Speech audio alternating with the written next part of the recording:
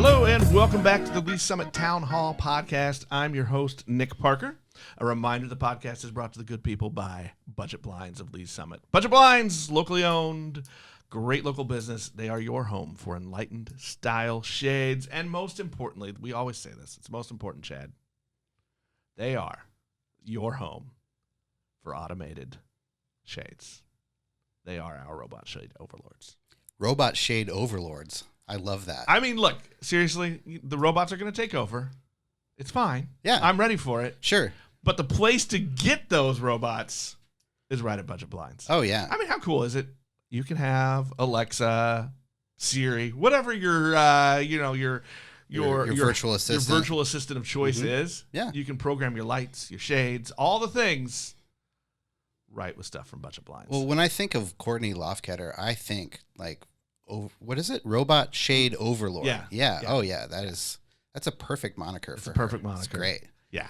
I hope she adds that to her, just her. It should be on her business card. Yeah. It should be on her business card. Yeah, absolutely. Yeah. Like when they do Leader of the rebellion, whatever it is, but Robot Shade Overlord is a moniker I would want. Yeah, exactly. Yeah. And hey, maybe you've already got the robot shades. You know what else? They've got bedding, they've got throw pillows, they've got all sorts of things. It's a home decor stop. Mm-hmm. Just go on in, head into the heart of Lee Summit, right in downtown. Budget Blinds of Lee Summit. We've done plenty of business with them. We've Yeah. got a lot of great shades from Budget Blinds in our own home. So, and when you walk in, just say, "Hey, highly recommend. They're fantastic." Nick sent me. Yeah. Well, okay. All right. That's what you gotta say. I think I knew them even before I knew you, but Probably. In any event, from now on, I'll say Nick sent me. Listen, guys, you're already hearing the dulcet tones of one Chad Godfrey. Chad, welcome to the show. Thanks for having me. This is really great. The owner of Summit Video Services, also a downtown business. It's been a while since you've been on. It has been a little while. I think we won't count the days and weeks and months and decades. It's been a while. You know what? We haven't been around for a decade yet. All right. Yeah. Nonetheless, I'm honored to be here. I really do appreciate it. Thanks for the invite. I think we're coming up on, are we coming up on 8 years maybe? Probably so. Sounds about right. I don't do the math real well. Yeah. It seems like it was about 8 years. It's been a bit, but it's been a minute. You came on to talk about a video project, but speaking of, have I been around a decade? You've been around 2 decades now. Right. Your business getting ready 20 to years celebrate old. I'm 20 years old now. Yeah, that's awesome. This male pattern baldness is only 20. No, the business. Is that fatherhood or business ownership? It's business ownership. 20 years. Yeah. Yes. Almost about the same, actually. So started the business it's November of 2004. And I have 3 kids. My oldest is 21. So Lynn was a year and a half when I started this business. And the other 2 kids are 18 and 14. So they don't know that I did anything different. Lynn probably doesn't know I did anything different. Doesn't remember. A year and a half. Right. So, yeah. Well, that is at 20 years, man. That's awesome. I mean, what do they say? Like, if you make it past 2 years, you've done something right? Something like that. Yeah. There's an SBA study about like 90% of businesses that fail in the first 5 years, I think. Yeah. Yeah. And I like to say, look, it's not that I didn't fail. It's just that I didn't, care. Right. Exactly. Yeah. What is, well, I guess let's start here. Let's just start with the simple stuff. Yeah. What all do you do at Summit Video Services? Because I feel like it is a wide-ranging set of things. Yeah. So if you've been by our store, you see like in the window lots of old legacy media, like old cameras, old film projectors or audio reel-to-reel recorders or any of that kind of old legacy media. You're an industry hoarder. Right. I am an industry hoarder. I'm an old vintage. You're kind of a vintage hoarder as well in here with these old radios. Love them. It looks very much like my store in some ways. I think I have some of these pieces as well. So yeah, I mean, I guess on the surface, some people will come in and be like, do you sell all these things? And of course the answer is no. They're just on display, but it represents all of the things that we do. In fact, sometimes some of those things are items that we take off the shelf to actually use for a project. So, but to answer your question, what do we do? So we we kind of have two customers. So we have customers that we produce videos for, we create content. So businesses, nonprofits, all of those things, creating videos. I say to people, we create videos in just about every industry except for specifically the wedding industry. We do not shoot weddings at all. And you heard me say I have 3 kids, so I just don't want to give up my Saturdays. Right. Never wanted to do that. So, we'll refer that business. So we don't shoot weddings, but we do a lot of corporate video, a lot of nonprofit video, colleges, lots of different industries on the creating of content. And then the other side is we are archivists. So we archive and transfer old media, and that's where all those old machines and things on display kind of connect with what we do. So things as simple as, you probably remember VHS, yeah. right? Yeah. So, people will bring in a VHS tape, and it might be a wedding, or it might be a retirement party, or Christmas from 1988, or whatever it might be, and we'll transfer that for them. When we started, we were doing like VHS to VHS, believe it or not, like duplicating tapes. Right. And then DVD was kind of a thing. Still is, sadly, kind of a thing. Every once in a while, people will still want something on DVD. It's those folks that they want something physical in their hand. Right. They're just not comfortable with the cloud or, digital files. hard so they drive. want, right. So they want that, something physical. So we'll still do that.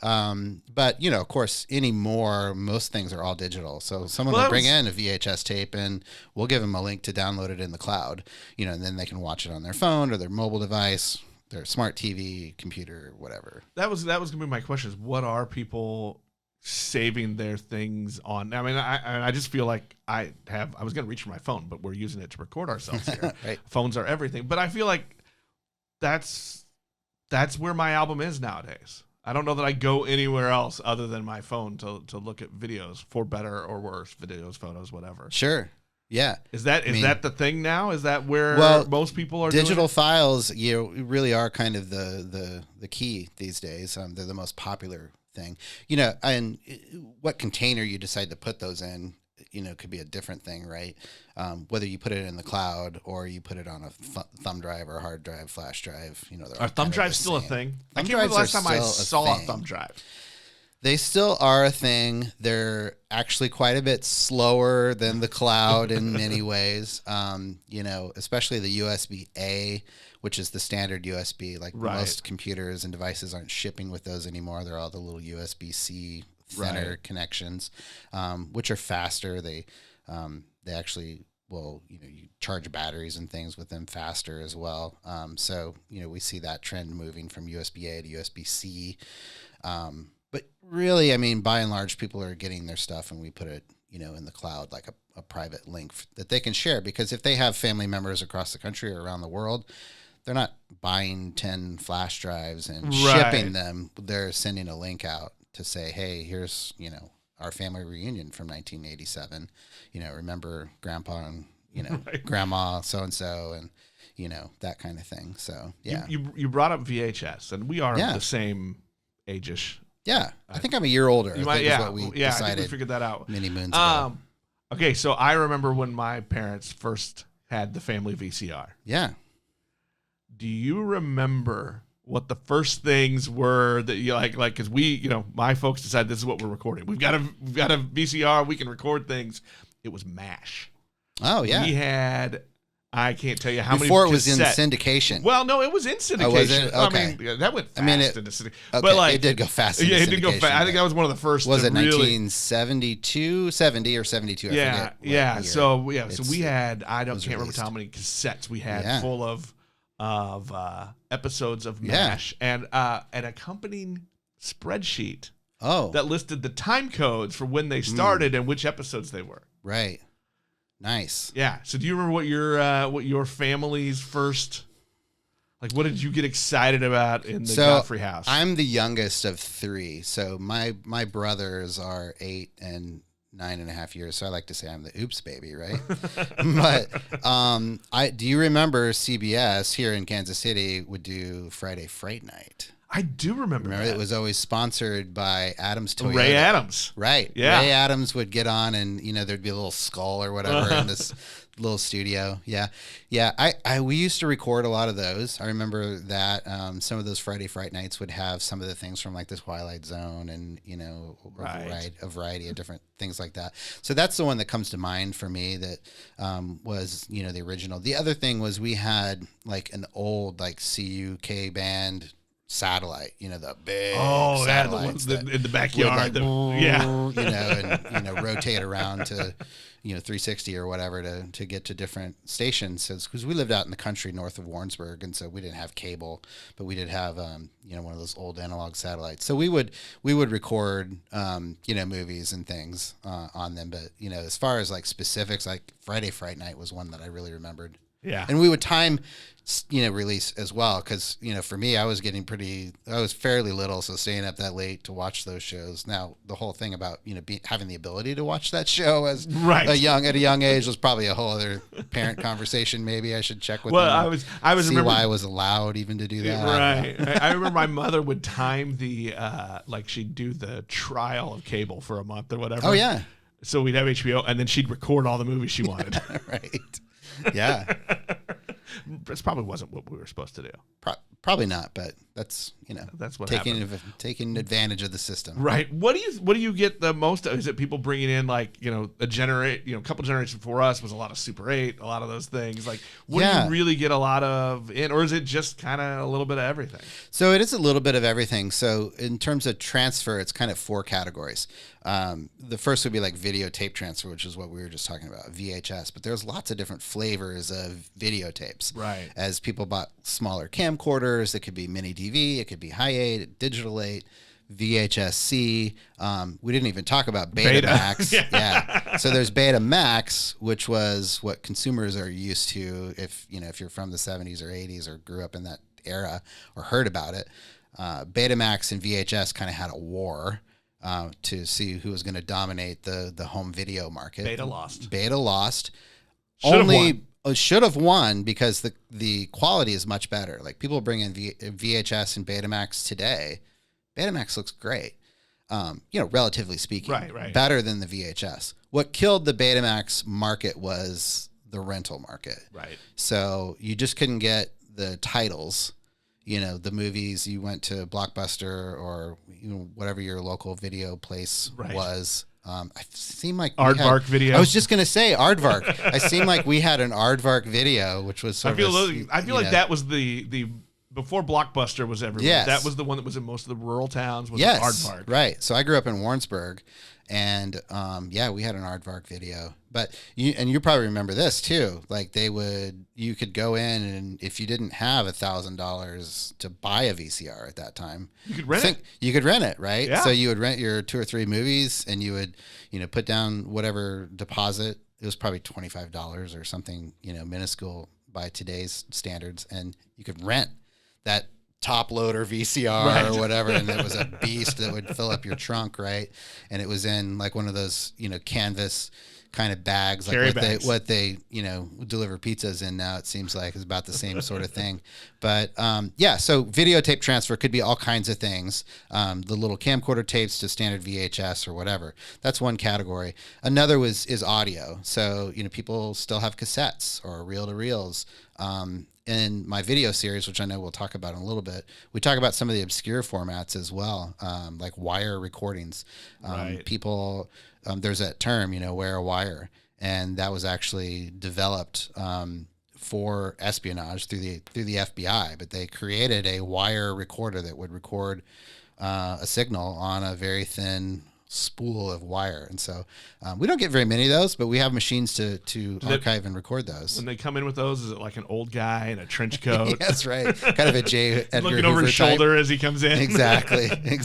You didn't get this from me, right? But I need it transferred. That's right. So we also do the other 2 categories would be like photos, anything photo related. So thinking about prints, film. You get grandpa's old slides. The slides, yeah, we do slides. Just so many slides. So 35 millimeter slides. If you remember, like many of them had a projector that was like this round carousel. Right, yeah. And the carousels, depending on the brand, could hold like 80 to 100 to 140 Right. slides. My grandfather was spent some time as a missionary, and he would go, to Africa and some other places, and he would take slide film. And so I remember as a kid, like 6 or 7 years old, watching Grandpa's slide show, and I remembered exactly how many photos would fit into that carousel, because I'm like, oh my God, we got 79 more of these to go, and every slide would be like a 5-minute story. Okay, now this place, you're like, oh, this is rough, So it was like the original PowerPoint, right? It really was. Right. Well, that's why they call them slides. Right. Yeah. Exactly. So it's a slide presentation, but yeah, any photo format, from prints to negatives to, anything that's on a celluloid, slide transparency, we do that. And then the fourth one is motion picture. So people have old film, not still film, but motion picture film. So Super 8 came out in 1965 from Kodak. People shot home movies on that before they shot on Betamax or VHS. Before that, there was 8 millimeter that was the predecessor of Super 8. Right. And those were in the 20s and 30s. There's 16 millimeters, 35. There's all these different widths of motion picture film. So we have machines to archive all that as well. So we do those for individuals and families, but also professional services as well. So a lot of work we do for like the Truman Library, the National Archives, the National Park Service, that kind of thing. Wilson's Creek down in Springfield is one of those that comes to mind. It's a Civil War battlefield, so they have lots of old photos and negatives and tintypes and that sort of thing that we've helped them like record and restore. Well, that was what I was going to ask you about. Is it's not just transferring. Yeah. So part of that service is that you can actually restore. Yeah. And clean it up a little bit. Yeah. So that kind of we can still see what's going on. Right. Yeah. Some of it, I would assume, especially that old film, has probably degraded some, depending on how it was stored. Sure. Absolutely. It can, it can get moldy. It could get, brittle and, kind of fall apart. And sometimes, we're transferring some of that stuff and it's literally shedding oxide as it's, like shavings of, the mylar or the celluloid, whatever the content is, literally just kind of coming apart.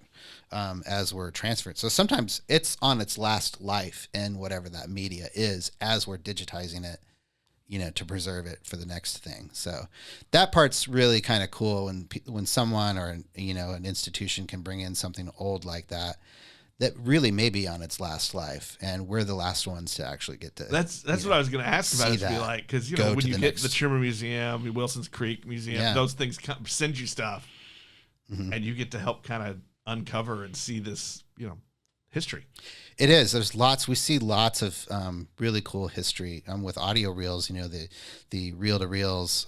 They could be different sizes. You've got one here, just right here on your fridge, that'll take up to a 7-inch reel. But like during Vietnam periods, they would send these little 3-inch reels back and forth. They were a little small, like desktop kind of. I call them the Nixon recorders. They're basically like the same ones in the Watergate tapes, right? With the missing however many minutes that was, got recorded over, right? And, that era of time was, during the Vietnam War, late 60s, early 70s. And soldiers would they would get these recorders. They could buy them at the PX in, Vietnam and Da Nang or wherever they might have been, right? And they would, instead of sending written letters, they would send audio letters back and forth. And so we've done a number of those, and someone will bring in a box of like 50 really of cool. these little 3-inch tapes, and most of it is, just normal stuff, things that they were doing today, what they had to eat, nothing different than what we do with social media these days, but really, some really neat stories, lots of history that's happened. We've seen the Selma March on regular 8 film before, a family that was here in Lee Summit that happened to be stationed in Selma at the time. Oh, wow. And there was a parade that was going right across their front yard, or on the street, and they didn't think anything of it. Wasn't anything significant at the time when it happened. It was a Selma March And that then was they happening right in their front yard. Wow. Yeah. So lots of really cool history that, I could go on and on about, That's cool. It's really fun. Yeah. Well, you mentioned that you did a video series, and so I kind of want to talk about that a little bit. Yeah. I mean, really, because it starred a really awesome person. Yeah. But what kind of just to I'm assuming this is gearing up for your anniversary and the services that you guys do, but you let people come in. You invited people to come in and unbox some of these old tools. Yeah. Yeah. So we started a video series on our own services, those 4 different types of services. So motion picture and film, the photos and slides, your audio formats, and the video formats. And so we did 4 different ones on those 4 categories. And we started out, the idea was to invite people in. You were one of them. I think, are you the one that you're talking about that was like a real superstar? Oh, yeah. Oh, that was you? Yeah. Okay. Yeah, All right. I thought maybe it was Nigel or maybe Nigel. Julie Cook. No. Julie. Is that a negative word for you? Nobody likes Julie. Okay. I mean, I haven't invited her on the show 1,000 times. We've invited a lot of friends, customers, associates, whatever, to come in, and I gave them a box, and they're in front of a camera, in front of a couple of cameras. Just gave them a box and had them open the box, and with no real direction, but to say, if you can identify what it is, say it. And, if you have any kind of connection with it. And, so like, for example, the VHS, I thought one of the funniest stories was Rachel Fitch from downtown talking about how her brother accidentally, or maybe on purpose, recorded a basketball game of his own over the ALF episodes that her family recorded and kept, an archive of. And so they're in the middle of watching an ALF episode, I should say. And his basketball game got recorded, over. And that was kind of a moment of contention, I guess, for her. But that's the kind of thing. We all have those stories, though, that somebody recorded over. Yeah. Right. Yeah. Exactly. I mean, even Richard Nixon had that same story, right? Yeah. Right? His wasn't as funny. Yeah. No. Not as funny, but also another issue of some very important content getting recorded over and just lost for some reason, right? Yeah. Yeah, that was cool. I feel like so my partner for another show, Nigel, was with me. You had us come in. I felt like for us it was a different. It wasn't as funny a twist because we were like, oh, I do remember these. Right. Well, and Nigel brought in one of his own objects. That day he had just brought in. He dropped off an old Beta, not Betamax, but Betacam SP tape, which are these huge broadcast tapes from the 90s. And, we transferred it for him. But you guys had a little bit more inside information just by being in the industry, being in broadcast and journalism and, all of that. So you were a little bit more familiar with some of these, but I threw a few curveballs at you guys that you hadn't seen before. The Wire thing, we were stumped by that one. The Wire reel. Yeah. That stumped us. It stumped everybody. It stumps everyone because no one, really remembers recording on a wire, right? Its heyday was 1940 to 1950 before Mylar tape and reel-to-reel kind of replaced it. So it's a pretty obscure item, but such a cool piece of technology in its day. Well, and look, I'm just going to say, too, the design of the machine itself that you have is so cool looking. Oh, yeah. It's like that kind of mid-century modern look to it. Is. The way it's the angles very are. Art Deco. Yeah. Yeah. All the. Yeah. And what's funny is like we had Dave Eames as one of the people to identify. And the items, and the first thing he said is when he picks up the case is, oh, that's a beautiful case. And he's only looking at the graphic design, of the lid. I think Rachel Fitch, who's a graphic designer as well, said the same thing. Like, was really moved by just the typeface and the font and, just had that Art Deco kind of, yeah, it's cool. Great Gatsby sort of look to it. Yeah, I wanted that to be in like, you remember the old Batman animated series, right? Like it would have fit right on one of those desks. Absolutely. Would have been really awesome. Yeah. So you've released some of those videos, so people they can go hit your social medias, they can see some of those. Yeah, you can go directly to our website, summitvideoservices.com. We have a YouTube page as well. All our social media, facebook.com/summitvideoservices. Instagram is the same. So we're not hard to find, but yeah, at the time of this recording, we've released 3 of them. I'm still working on the last one, which is the audio one. And that's going to be all me and Nigel, right? That one's all you and Nigel. Yeah, that's what I thought. Yeah. Spoiler alert. No, it's not. But you are in it. A lot of Julie Cook, I'm assuming. There's a little bit. Yeah. There's a little bit. I mean, really. Right. Yeah. Well, and what's funny is all those responses are extemporaneous. Like no one rehearsed anything. We didn't do any retakes of anything. The father-daughter really combo funny. was hilarious. Oh yeah, Michael and Ellie Russell. Yeah. Yeah. They're a hoot. They're really that funny. was really funny. Just to because you forget sometimes the generational perspectives and things that the daughter had never seen. Right. So Michael and Ellie Russell. Michael is the media librarian at Lee Summit North, and then he and his wife they're actually part of our farmers market. So they're one of the vendors at the farmers market as well. So yeah, they're they have some adjacent connections here to downtown Lee Summit for sure. But our longtime Lee Summit residents, townies, so to speak. They live out in the country now. Do we still say townies? Yes, we should. I think we should bring it back. Well, what I think is cool, and I am guilty of this as well. I think a lot of creative business people forget or don't have the time to do creative things for themselves, right? To tell their own business story. So I think it's really a struggle that I have dealt with for many years. Yeah, it's hard to.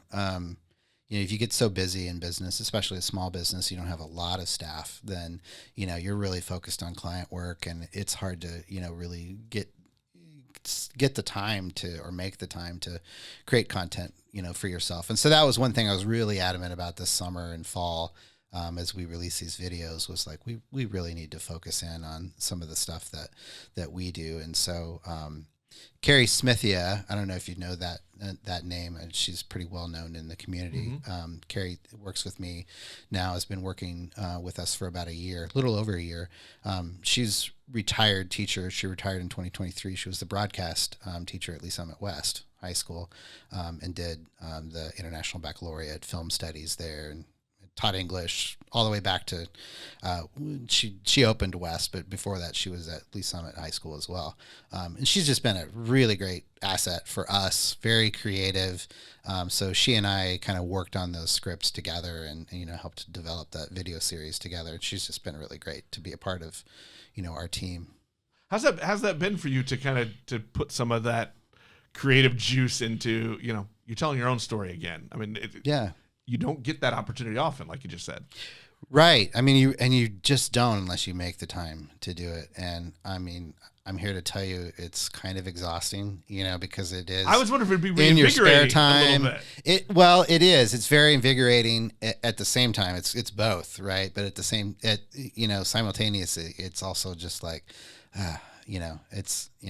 I'm spending this time on little old me or, our business versus, we could be doing more business development on this or that, but we have enough staff. We're getting all the work done. So, it doesn't really matter. And it's really been nice to be able to kind of, harken back to, the things that we do and, think about the stories in which we were impacted, through client work that's come through the door. So it's really been fun. Yeah, I feel that. I just spent the last month or so doing a website redesign for Link to Lee Summit. Oh, yeah. So, working on that and kind of rethinking things and, had to get a little creative at times. I wonder about, you just said that it makes you think about some of those things some of the projects of the past. Like, were there a couple that you kind of thought of or ran across? And you're like, oh, that was a great project, or that was a great story that we got to tell? Yeah, I mean, I remember the last time that I was here on this podcast, right? We were talking about Harry Truman, and we've done a number of things for the Truman Foundation, for the library there, and it's so we just do so many like American histories, particularly projects like that. But I think what's inspiring is to see just individuals that have this treasure trove of history that no one even knows about, right? So we had an individual that he was actually from Vermont, so he's not even local, but he shipped us a bunch of 16 millimeter film that the way he explained it to us was it had been, in this barn that was not, temperature controlled, as most barns aren't.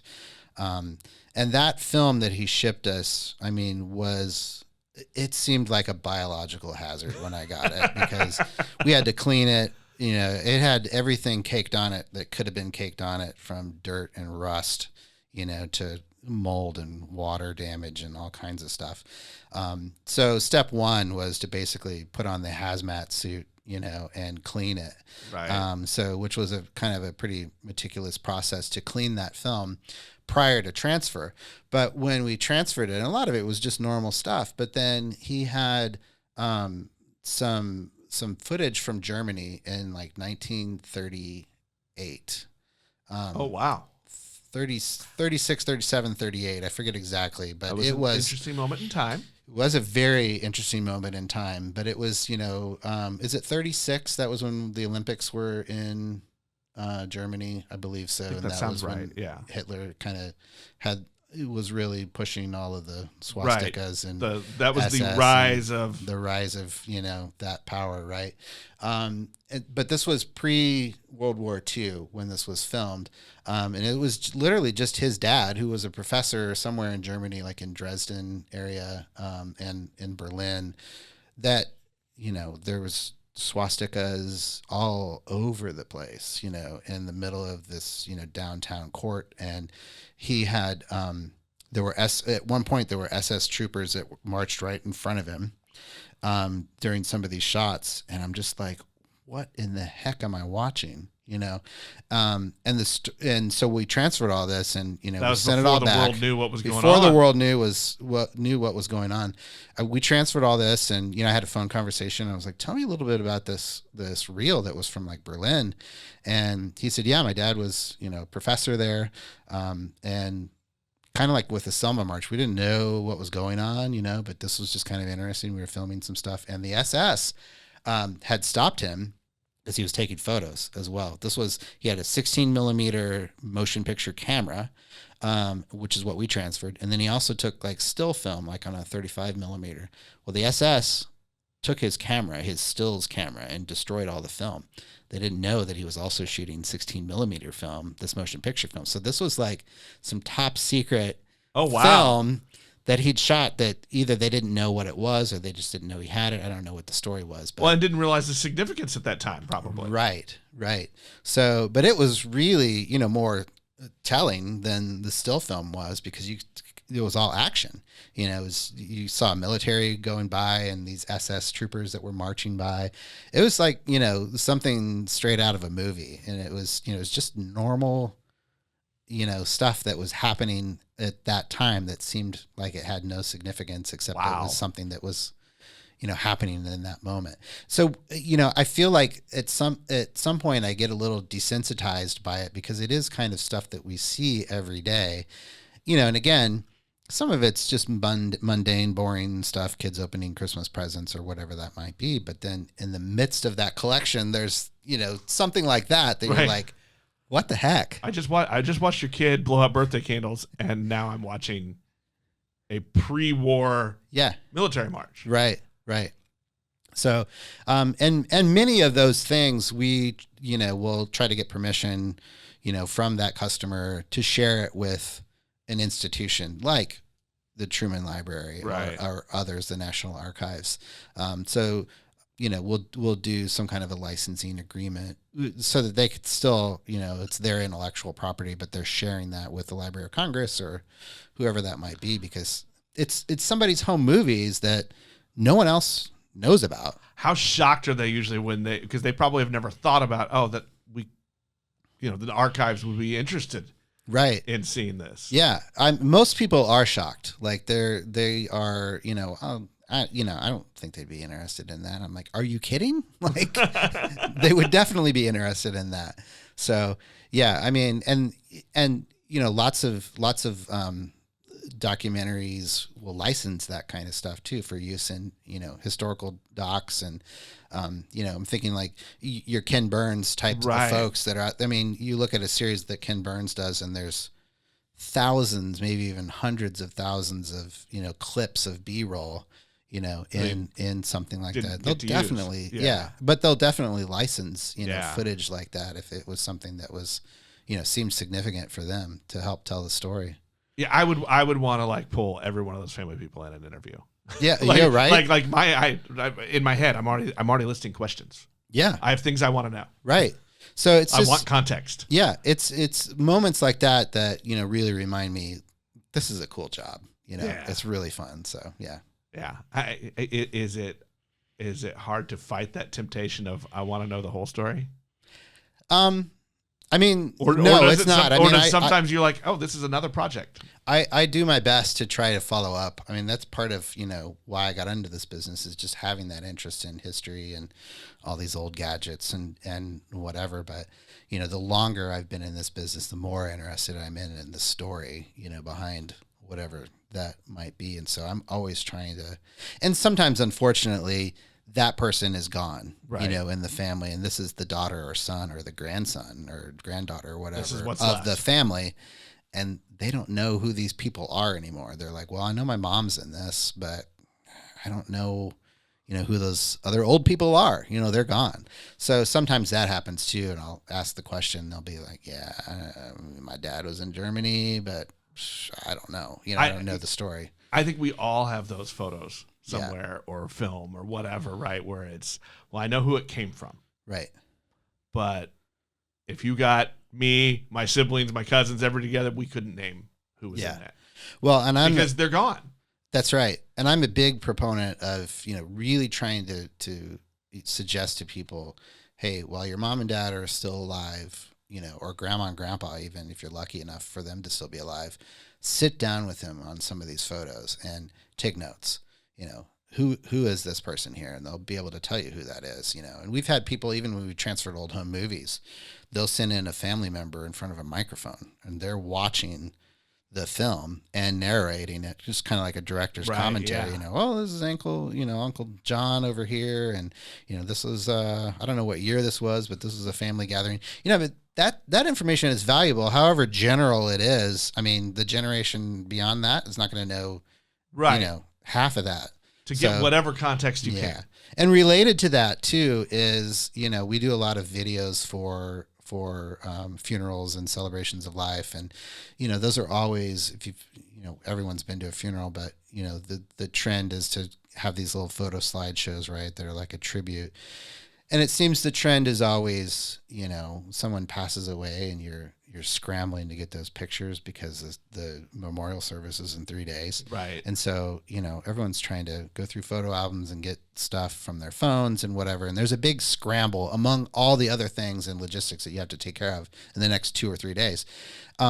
But to be proactive and, start gathering those things, but even more important is capturing those stories from those folks that, so I try to be, even in my own family and, extended family, to get those stories of, the folks that are a little bit older than me that we don't know how much time any of us have. Right. But at the same time, getting your mom and dad, getting some of those stories on, we used to say on tape, but recorded, on your phone or whatever it is. Or, we do that as a service too, just a small plug. If that's something you're interested in, we will go, we do house calls. So we can go to a home and, do those interviews with mom or dad or grandpa or whoever. But I think that's really, really important.